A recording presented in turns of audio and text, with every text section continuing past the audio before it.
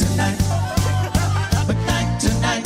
Wrong again. McKnight Tonight. McKnight Tonight. I've seen that since university. Funny, insightful interviews from a wide producer. McKnight Tonight. McKnight Tonight. Here comes McKnight Tonight. Welcome to McKnight Tonight. Now, here's Rob McKnight. Hello, good evening and welcome to McKnight Tonight. It is Wednesday the 17th of September and I am Rob McKnight. And the 17th of September, today is Australian Citizenship Day. It's a moment to reflect on what it means to be part of this country and the values that bind us together, because there's no doubt about it. We love this country. All of our differences, it doesn't matter. We love this country. And a quick shout out before we begin, because on Monday night, I promised to share the link to that live shot inside the TARDIS. So I've added it to Monday's episode description and tonight's as well. So anyone, Beck, who was interested in it, Beck, you'll finally be able to find it. And while you're there looking at YouTube, don't forget to hit subscribe and tap the bell so you know the moment we go live. So if you're subscribed, if you tap that bell, it gives you notifications. And of course, leave a comment. It helps people get the show in front of more people, and I'll get to your feedback shortly. You can do it all at youtube.com/@McKnight Tonight. And Amanda, people have already started hyping the McKnight Tonight videos. They've actually already started doing it. So thank you for that. Now, I think you can only do it on the mobile app. Someone asked me about that, and it seems to be a mobile only thing. So a bit of homework. Once the show's finished, or tomorrow, go back and hype a few videos. I get these people working all the time, and I love you for it. Okay, coming up on tonight's show, Prime Minister Anthony Albanese is having an absolute shocker overseas. He's got deals falling apart, agreements not signed, and even a wardrobe malfunction that left him scrambling to change shirts. Tonight we'll look at the trip that's turned into a calamity of errors. Plus, Donald Trump is seizing on the assassination of Charlie Kirk to justify sweeping new measures that critics say could silence his opponents. I'll take on Queensland's plan to shut down pill testing, a policy that could cost lives. And my special guest tonight, legendary guitarist Hank Marvin. From the shadows to playing with legends like Cliff Richard, we'll get some classic showbiz stories as he prepares to tour the country. It's all coming up right here on McKnight Tonight. Okay, let's get into our hot topics. Australia is an international laughingstock tonight after our Prime Minister failed to get another agreement signed during his overseas trip. Today, it was a failed attempt to get an Australia-Papua New Guinea defence treaty across the line. Now, you might remember last week, the PM was in Vanuatu for what was originally flagged as a signing ceremony for a transformative $500 million agreement with the Pacific nation. Now, that agreement wasn't signed by Vanuatu due to wording around critical infrastructure. Albanese told a press conference today there's no downside in this whatsoever and that it was all upside for Australia. Obviously, that's only true if the agreement is eventually signed, and it's, in fairness to him, it does look like it will be. But it has been a horror trip for the PM and his team. At the Pacific Islands Forum last Wednesday, the PM wore the wrong shirt and had to leave to go and change. I've got to say, how did his team get this so wrong? This has been embarrassing. When a head of state goes overseas, nothing is supposed to be left to chance. Every I dotted, every T crossed. They should have known, they should have ensured that Papua New Guinea had the problem is they didn't have a quorum to sign the agreement or sign off on the agreement and the wording. And the problem is the Australian representative should have made made sure that was all taken care of. There's no excuse for this. I mean, this has been nothing short of a disaster. The guy even turned up to an event where everyone was supposed to be in the same clothing and he wore the wrong shirt. I'm sorry, whoever organised this needs to be fired. Like, seriously. And you know I'm not part of cancel culture, but this is embarrassing. I don't understand how his team did not make sure everything was ready to go. This is a major failing that embarrassed our leader and our country. And we know that Anthony Albanese is going to meet Trump. Are we going to have problems like this in front of him?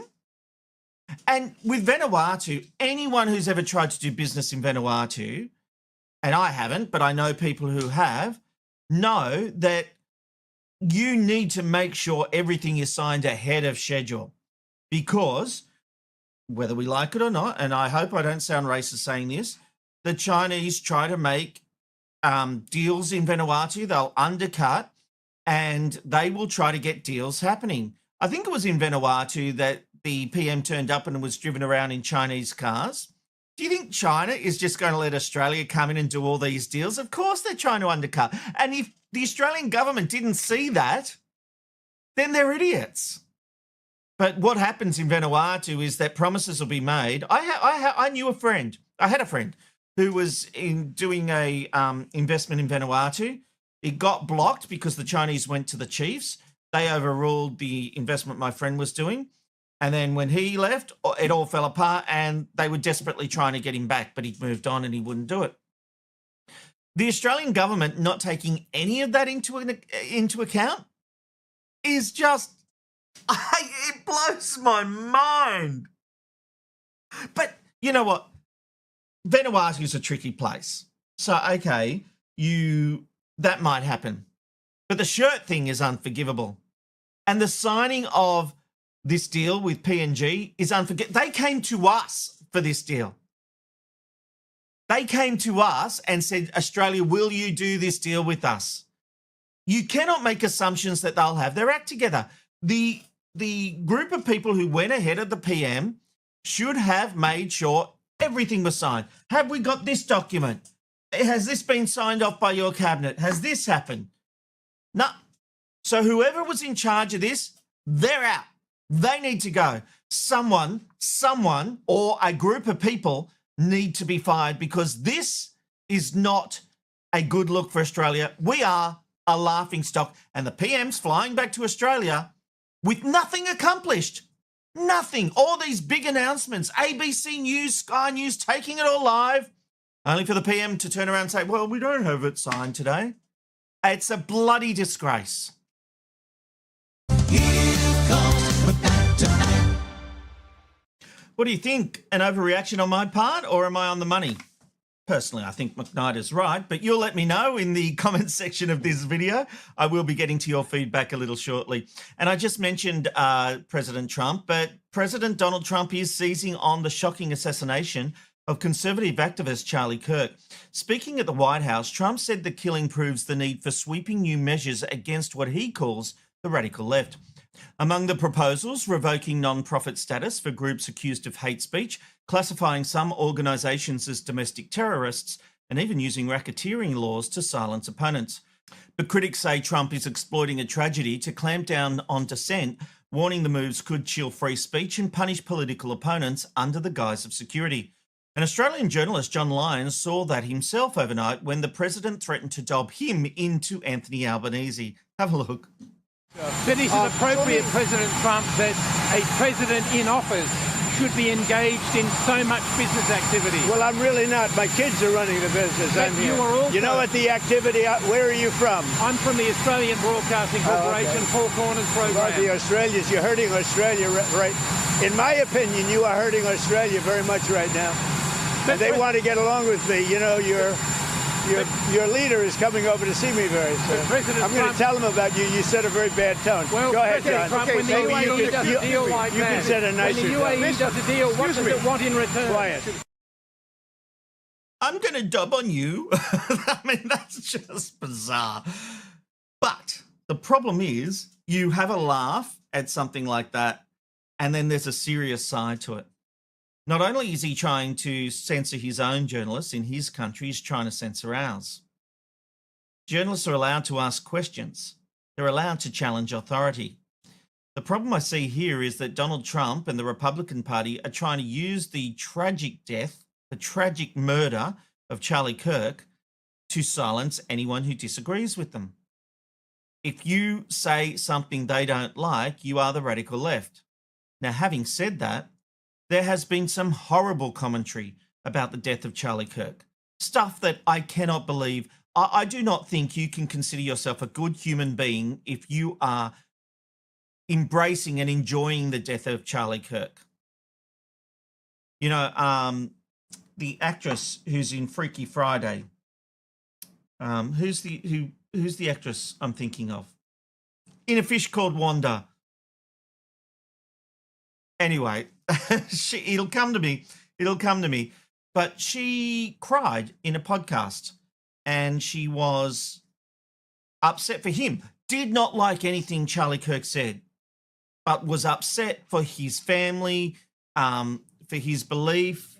Jamie Lee Curtis. Thank you, Amanda.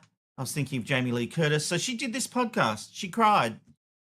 People turned on her for showing sympathy towards the murder of this man because they didn't like his opinions. I find that extraordinary. That is not humanity. Because you disagree with someone, and we've covered this, I'm not going to go over old ground, but just because you disagree with someone doesn't mean you should enjoy their death. Now, I'm also not saying someone should be held up like they were a martyr who did nothing wrong. But I think we can separate the fact that you may not like some of his views or all of his views and the murder of the man. But I fear what we're seeing here in America is using that tragedy to silence critique, which is really bizarre because America has the First Amendment and it's a constitutional right for free speech. And I'm surprised more people aren't defending that right to free speech. I don't like what you're saying, but I'll defend your right to say it. That's a healthy democracy. Donald Trump won the election. He won the 2024 election. He is the president. He should be embracing. He should be happy. But he doesn't like people disagreeing with him. That's a sign of weakness. I think we all need to take a step back at this stage, at this point. Let journalists do their job.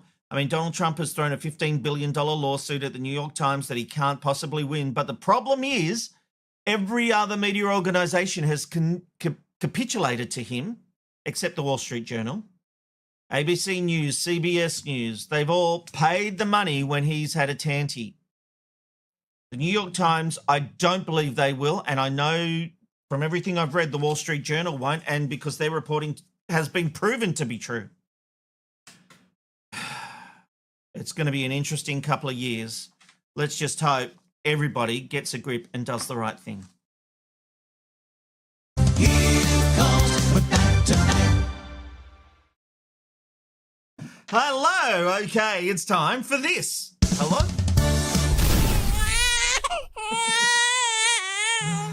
Now, if you've been a viewer of McKnight Tonight for a while, you'll know I'm a big supporter of pill testing.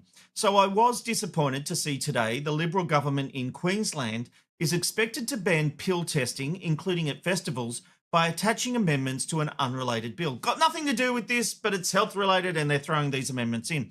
Now, these amendments would see Pill Testing Australia and the Loop Australia from operating. Both organisations are involved in the legal pill testing, which is legal here in Queensland at the moment. And that's going to go. Now, what I find disappointing about this is that pill testing has been proven to have positive results. And I hate it when politicians make a decision along the lines of just a personal belief. We don't support drugs. We've got a zero tolerance. As we've discussed many times, it doesn't work. Now, the Liberal government here in Queensland are doing great things. They're getting hard on youth crime. They're doing things that they promised in the election, but they never took this to the election as far as I can remember. Someone may correct me if I'm wrong. And I just don't understand it. You know, like, we've been down this path before. I have mentioned this, but back in 2018, New South Wales Premier Gladys Berejiklian rejected pill testing. She ignored recommendations of an inquest into drug deaths at music festivals. Instead, she brought in the so-called amnesty bins outside venues as the safer alternative.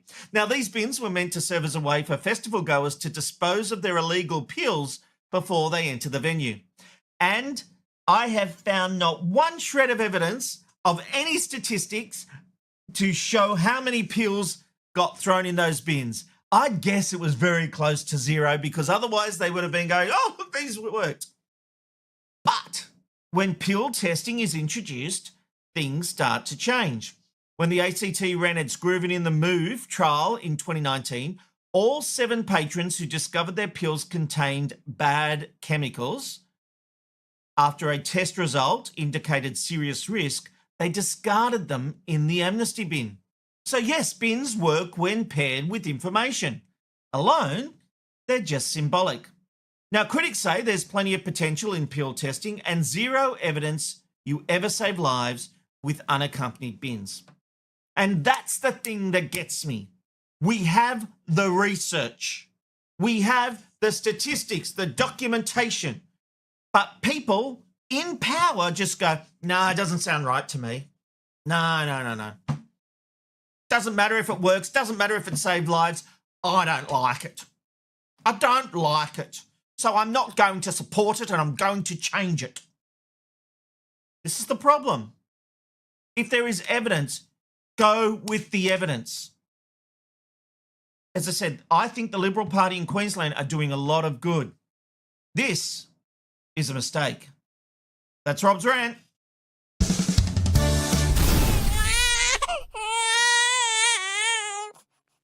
Okay, coming up, you are going to meet an amazing man. He was a guitarist on some of the biggest songs you've ever heard, including Living Dull with Cliff Richard. He worked very closely with him. He's worked with Dire Straits. He's worked with Jason Donovan and so many more. He's an absolute legend, and he's here on McKnight Tonight. McKnight Tonight, tonight. And later on, I played a bit of it in Meeting McKnight last night, but I have created a pop song. I wrote down these lyrics and I put them through AI, and it has created this song that, seriously, you all know I love my Taylor Swift, Kylie Minogue, I love my pop. I cannot stop playing it. My kids are sick to death of it, but even they say, yeah, it's actually pretty good. They did, didn't they, Amanda? Yeah, they did. Anyway, I'm going to play it to you and let you be the judge. All that and more is coming up, but you know what time it is. It's time for our random live shot of the day. It's the random live shot of the day. Where are you going today? You'll never know where you'll end up with the random live shot of the day. As the man said, it's time for our random live shot of the day. Tonight we head to New York City, where it's 7:18 in the morning. And it's not just any view. This is the view atop Summit 1 Vanderbilt. The dramatic elevation, the sweeping skyline, that panoramic glass. This isn't just a view, it is an experience. Looking out from up here, you can see the Empire State Building piercing the sky, the Hudson winding off in the distance, and the city's energy laid out like a grid of lights of ambition. It is a beautiful sight. Weather-wise, there's going to be some light rain today with a temperature range of 18 to 21 degrees. I tell you what, there are some clouds there, but it is waking up to be a beautiful day there in New York City. I love that skyline. All right, let's get to your feedback coming through. Own Your Crazy says Australian Citizens Day and no sausage sizzle. What a bloody good point. Over the page we go, and Jeanette says the UK has met Trump twice. We haven't yet. Yeah, we'll obviously that's going to change in the coming weeks. So we'll find out when that hasn't been confirmed. We only know about it because of Trump today.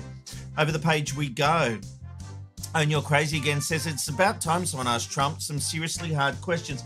Now look, I will say that we don't have Facebook working tonight on the feedback, but I did see something here.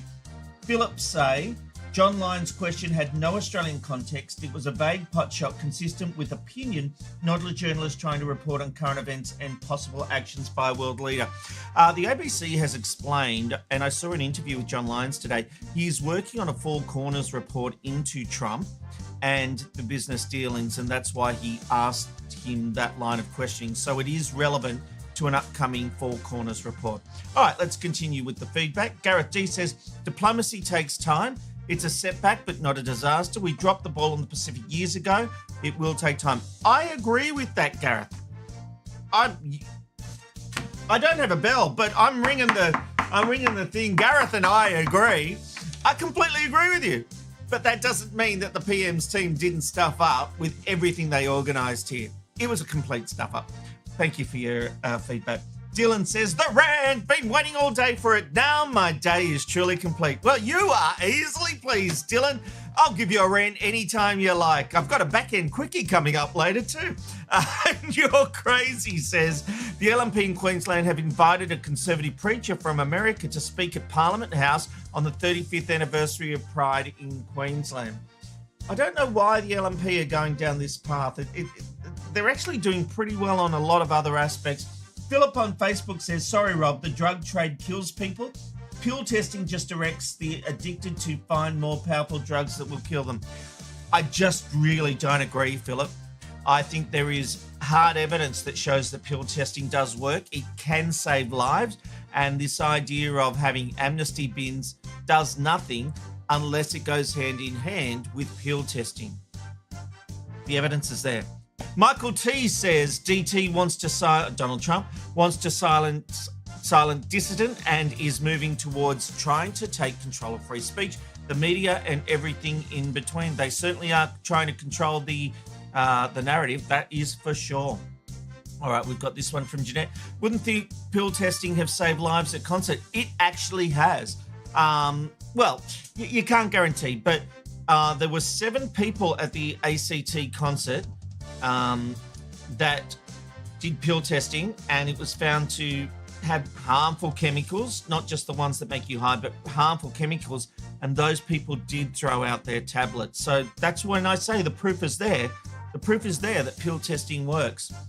Gareth D says, we seem to have our head in the sand when it comes to recreational drug use.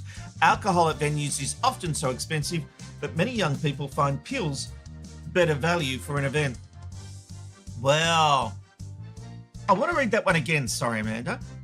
We seem to have our head in the sand when it comes to recreational drug use. Alcohol at venues is often so expensive that many young people find pills better value for an event. Gareth D and I agree. I think we have to call it quits. We've agreed on 2 things. The other thing, Gareth D, is that you find there's such a hypocrisy when it comes to drugs in our society. When they do the sewage water tests, they find extremely high levels of cocaine and other drugs in our system. We, if you want to call it a problem, we have a drug problem, but we have to be honest and understand that people are using drugs in the suburbs. This isn't just a high end of society thing. It isn't just people in entertainment. Drugs are happening and being used throughout our communities. And you're right, expensive alcohol. What happens? People think, I'll take some tablets in with me. It's like the illegal tobacco trade. We've made cigarettes so expensive that people now go and buy them illegally. And this is why we've got the gangs getting into illegal tobacco. But I've covered that. I won't keep going on about it. All right, there is still plenty ahead in this edition of McKnight Tonight, including, seriously, stick around for this interview. I'm looking forward to chatting with a legend of the guitar who has worked with some of the greats. You are watching McKnight Tonight. Here comes McKnight Tonight. Okay, more of your feedback in just a moment. I was watching 9 News up here in Queensland tonight, and there was I'm going to call it a cute moment. It was a very cute moment. So Joel Dry, who is the new co-presenter of 9 News up here, he replaced Andrew Lofthouse, so he sits with Melissa Downs. And he's here in Queensland. His wife, Jessica Millward, is in the London Bureau. She's there until the end of the year. But tonight, and I think it's the first time it's happened, he did a live cross to her. And I really felt watching it, they both had this little, this is a surreal moment because they're all having to act professional as he throws to her and not acknowledge that she's his wife, when I'm sure he wants to say, hey, how's everything going? Anyway, have a look. Europe correspondent Jessica Millward is at Windsor Castle for us tonight. Good evening to you, Jessica. We've seen some arrests already. on certain foreign... Evening, Joel, that's right. 4 people have been arrested. I just think that was cute. I just think it was cute. All right, keep your feedback coming in by leaving your thoughts in the comment section of this video. I will get to your comments very shortly, and I've got a back-end quickie for you tonight, so make sure you don't miss that.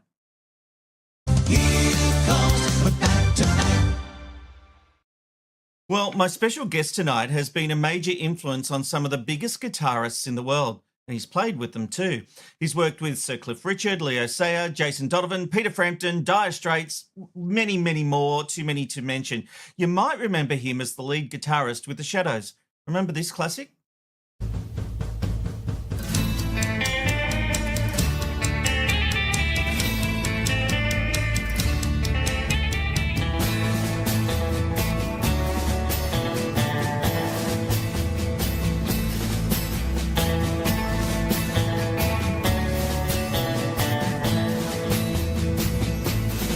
Hank Marvin, welcome to McKnight Tonight. Thank you, Rob. It's good to be here. I saw a little smile on your face when I was playing that clip. Yeah, well, do you know, that was the first, I suppose, a precursor to video clips we did with a producer called Jack Good, who used to do the Old Boy Show in the UK. And he had some wonderfully new, innovative ideas. Instead of doing a straight sort of performance video, he had this idea of putting us around sitting like this, jet smoking, you know, that kind of very almost punky little group sitting around, which was quite different at the time. That's what made me smile. But I can't believe how young we all looked. I think Bruce and I had just turned 18 or something. Well, you're 18 there, and, you know, that was in 1960, I think it was, or in the 60s at the very least. All these decades later, can you believe you're still going and you're in Australia touring? It's hard to believe sometimes, Robert. You know, when we started, I remember Cliff and ourselves when he had his first couple of hit records, and we were talking, and he honestly thought he might be lucky if he gets maybe 3 hit records. And when we started getting hits independently of Cliff, we had the same view. You know, that, oh, maybe if we get a couple, maybe 3, that would be incredible. And it just went on, fortunately, and plus a lot of hit albums through the different decades. So it's been remarkable, really, more than we ever dreamed of, I guess. Well, you've mentioned working with Sir Cliff Richard. He had a number of #1 hits, including Living Dull. What was it like being part of his world at the height of his fame? It was interesting because we were in from the beginning. When he literally was just starting out, we did his first professional tour with him. And we recognized straight away when we started working together that he had something different. I mean, he had an amazing appeal to audiences. And that success came pretty quickly. But you mentioned Living Dull, and that was interesting because we were recording an EP. Remember those extended play records? Yes, I do indeed. I'm old enough to remember. And Living Dull was one of the tracks, and that was written by a guy called Lionel Bart, who wrote the musical Oliver and a few other hit songs for Tommy Steele. Right. But the original version of Living Doll sounded like a rip-off of King Creole. It actually went, got myself a crying, talking, sleeping, walking, living doll. It was that sort of, and we thought, hang on a minute, this is too like King Creole. And so Bruce was fiddling around his guitar, and he just started strumming in this very ding, jing, jing. So what about just changing it completely and doing it like a little sort of country style thing? And we thought, okay, let's do it that way. And we had no illusions of this, or delusions as it turned out, of it being a hit record. And when Norrie Paramore, our producer, decided to release it, both Cliff and ourselves, we were dismayed because we thought of ourselves as a rock and roll band. But no, this is awful. What are you doing?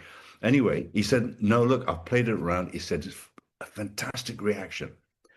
So they released it, and we were on tour at the time. And I remember Jet Harris, Bruce, and myself going into a record store in a place called Blackpool in England. And the guy recognized, I said, oh, we were called the Drifters. And he said, oh, you're the Drifters, blah, blah. He said, he said, this new record you put out with Cliff. He said, I can't get enough. It's just charging out the shit. He said, this is going to be #1 next week. We said, you're kidding. He said, no.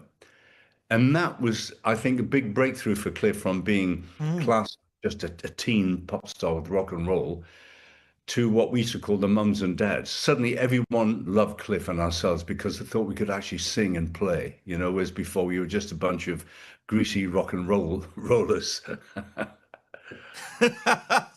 Well, you certainly became very family friendly through at that time. So Cliff Richard's an interesting guy. I have worked closely with, I don't know if you know her, Bonnie Lithgow, who is a good friend of Sir Cliff Richard's. Yes, I know what you mean, yes. Yes.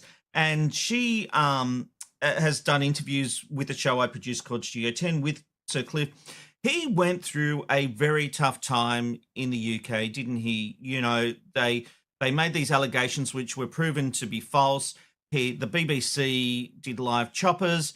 I mean, and my understanding is he's become a bit of a recluse after all that. Do you still have contact with him? Oh, yes. Occasionally, we contact. So you're there, where is it? In Spain, is it? Where he's got his tennis courts and everything? That used to be Portugal. Portugal, that's the one. Sold that place. I'm not sure. He's spending a lot of time in Florida. He has a place in Florida. Right. But he contacted me a little while ago to invite me to Wimbledon, but unfortunately I wasn't able to go. We could have sat in the royal box together, but and pretended we were royalty. He seems like a very loyal guy. Yes, he is. Look, the interesting thing about the relationship we had from the word go with Cliff, it wasn't Cliff and some kind of backing musicians that were separate from him. He treated the whole thing as if we were a 5-piece band. So we used to hang around together, we'd write songs together, we'd go out together, and of course we'd work together. In fact, Cliff was, if you excuse the pun, instrumental in getting us our recording contract. He persuaded Norrie to, but funnily enough, not as instrumentalists, as a singing group, because Bruce and I used to sing in harmony. So that was our first contract. The instrumental thing was purely by chance. And I'm happy about that one, I can tell you. Because if you've heard us. This is the thing. You've had your own career as the lead guitarist for the Shadows. You've had a string of your own #1 hits. Let me ask you this. What happens when a young man or a man so young finds so much success at that age? Do you lose sight of reality? It can happen very easily. And to a degree, I've seen it with other people very much so. It didn't happen so much with us because the reason being we had several things. We had a really good manager that we got from the word go for the Shads, a guy called Peter Gormley, who funnily enough was Australian and sadly died a while ago with cancer, but a wonderful man who was almost like a second father to us. And then Cliff saw how well he was managing us and he went with him also. And we had touring personnel, tour managers who were much more experienced, older than us, who really kept us under control, I remember one time Bruce was in a bit of a state with something going on, and he said to one of the tour managers, he said, "Listen, man, I'm a star." And the tour manager turned around and said, "Well, twinkle, twinkle."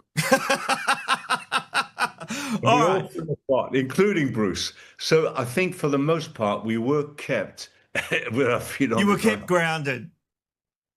Yeah. Now, Hank, when you're down at the pub, you meet someone. What is the best showbiz story you love to tell?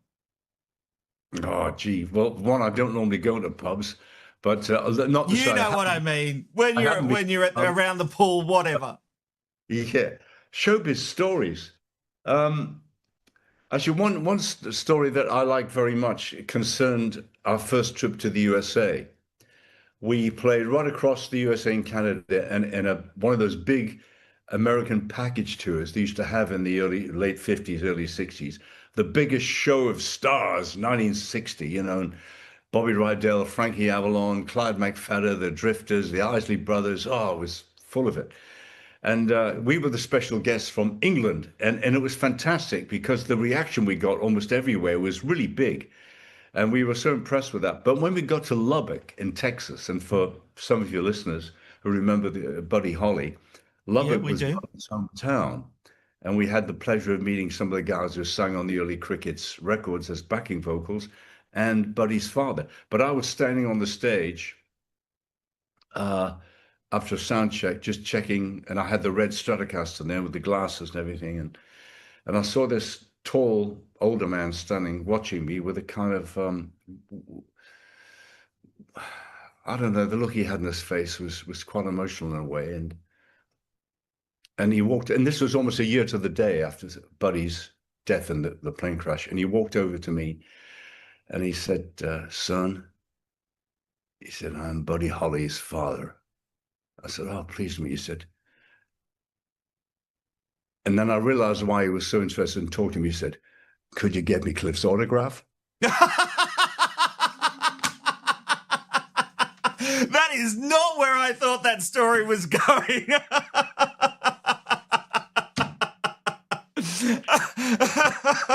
Hank, you're here touring in Australia. What can people expect from your concerts? Well, first of all, I'd like to say this, Robert. The music we're doing is based on a kind of jazz or swing music called gypsy jazz. Yeah, I was about to say, it's a gypsy jazz, isn't it? It's not indulgent. It's got some good tunes. We don't overextend the improvisation process. I have some funny stories to tell people, which they seem to enjoy. And we found what is so rewarding for us is that a lot of the audiences who come to see us, they come obviously because of my history, and they're not quite sure what we're going to do. But the wonderful thing is they love it. We've had so many people write letters and come up afterwards and say, this is fabulous music. Why haven't we heard this before? So we're having a great time with the audiences. And we do, funnily enough, include a couple of Shadows pieces in the right. We do a thing called Nivram, which was on the first Shadows LP. And that was, although an album track, was always a bit of a Shad's favorite. And that's a slightly sort of swing feel with harmony guitars. Then we do a new version of Guitar Tango, which coincidentally was also recorded using acoustic guitars, except these are gypsy guitars. So we do a slightly different arrangement, different intro. The main tune is the same, obviously. We don't mess around with that too much. And then we add something at the end. And that goes really big with the audiences. So we're very happy about that.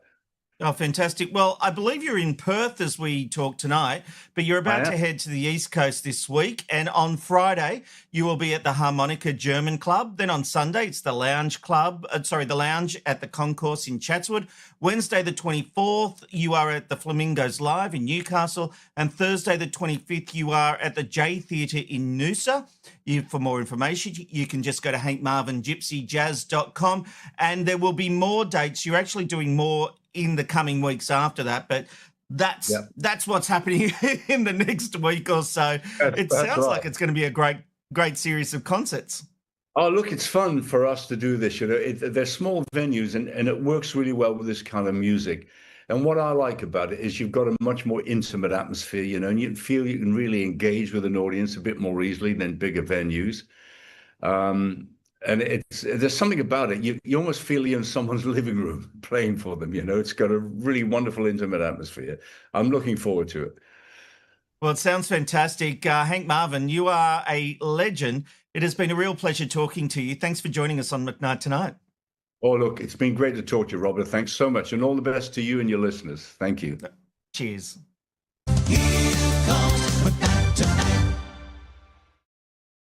What an absolute true gentleman.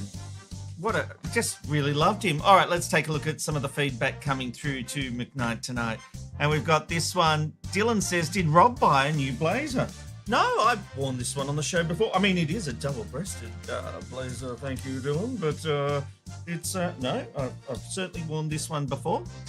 Beck says, okay, Hank, I didn't know who you were beforehand. I'm 31 years old for a reference, but I think I'm going to become a fan. All right, Beck. And you're crazy, says Beck has a crush. It certainly sounds that way, doesn't it? Gareth D says, I love that veteran artists like Hank still tour. We all get to an age where we wonder whether we'll be able to see our favourite bands and singers again. Well, you can certainly see Hank, and there are more tour dates. That's all we could sort of fit in to mention in this interview, but there are more coming. Go to that website.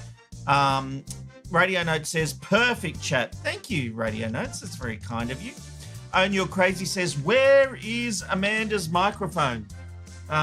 It's actually sitting there. I just haven't plugged it in. And Beck says, Rob, I forgot how many people you know. You're incredible, mate. You are incredible, and I mean that with the utmost respect. Thank you, Beck. That's very kind. And I just want to mention that again. For more information on Hank's tour, just go to hankmarvingypsyjazz.com. hankmarvingypsyjazz.com. Or Google him. If he's anywhere near the Gold Coast or Brisbane, I'll certainly be going. Oh, thank you, Amanda, getting that back up. And You're Crazy says, I bet no one performing in their 50s imagined having a lifelong career in music. No, I think you're absolutely right, and You're Crazy. And Jeanette says, love it, Hank. Love it. Yes, absolutely. I agree with you. Gareth D says, we need a book written about those early years in the swinging 60s. Stories about Cliff Richard, Hank, Bruce Welch, and his fiancée at the time, Olivia Newton-John. Yes, absolutely. And Radio Notes says, played the local town hall last year. Very well worth a night out this round. Yeah, I couldn't agree more. And Dylan, you've sort of preempted me because, yes, it is time for a back-end quickie. It's time for a back-end quickie. Oh, yeah, there it is. It's time. Oh, how did that go? It's all about the back. The back and quickie. It's all about the back. The back and quickie. It's all... Well, talking of music, I've written a song. Jasmine's just gave me that. Oh, Dad, are you really putting that in the show? Yes, I am. It only goes for 2.5 minutes. I think it's so catchy. So here's what I did. I wrote a song. It took me about 10 minutes. And then I used an AI program to actually do the music and do the singing. And it sounds really, really good. So I put a link to Spotify. Jasmine! Stop it! Oh, I hit Amanda! Oh, Jesus! No!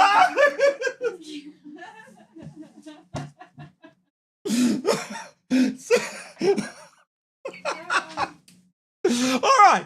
While I try and save my marriage, have a listen. And I've created this is an AI lady that you're going to see. I've given her the name, what was it, Jade Swift, which they've all said it was a mistake doing it like Taylor Swift. And this is the premiere of I Don't Wanna.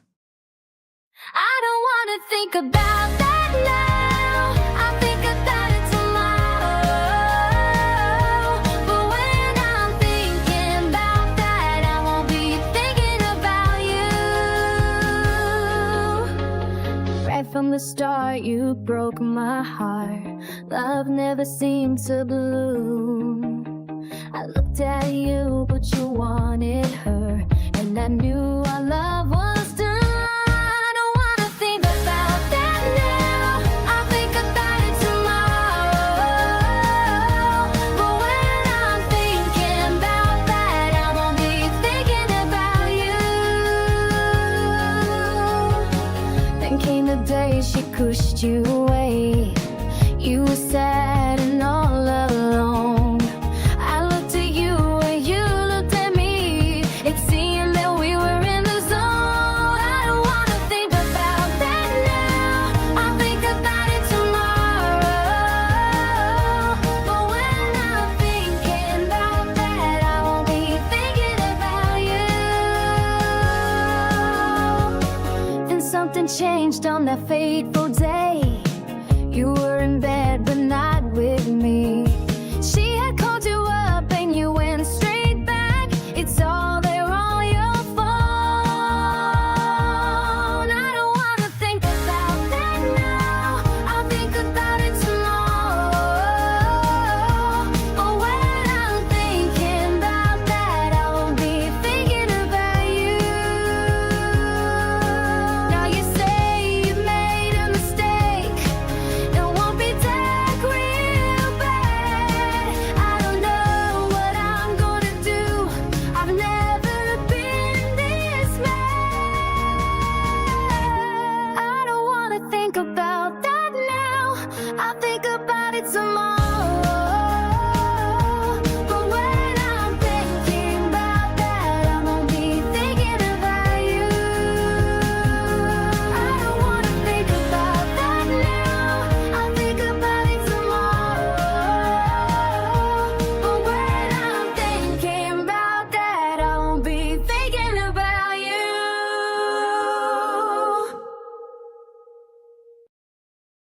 Fear not, I'm still alive.